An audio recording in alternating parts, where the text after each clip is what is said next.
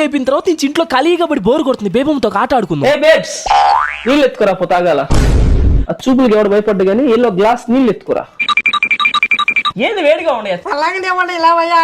ఏం అరుస్తున్నావు? ఏమే ఖాళీగా పడి ఇంట్లో నువ్వేం చేస్తున్నావు? నువ్వు ఖాళీగానే వల్ల నాతో కంపేరింగ్ నీకా. అబ్బో ఇంగ్లీషు ఈ డోంట్ ఈవెన్ హ్యావ్ జాబ్. సిగ్గు తెచ్చుకో. DUCK duck. కొరియావాడు కవాలి అని ఉందా? నువ్వు ఇంట్లో పడి ఇలాగ ఖాళీగా తిరగకపోతే మంచి జాబ్ తెచ్చుకొని ఉంటే కొరియన్ అమ్మాయిని పెళ్లి చేసుకునేవాడు. ఫైనల్ ఇయర్ దాకా టైం వేస్ట్ చేసి జాబ్ తెచ్చుకోకపోవడం వల్ల ఎక్కడ రెస్పెక్టే లేదు నాకు.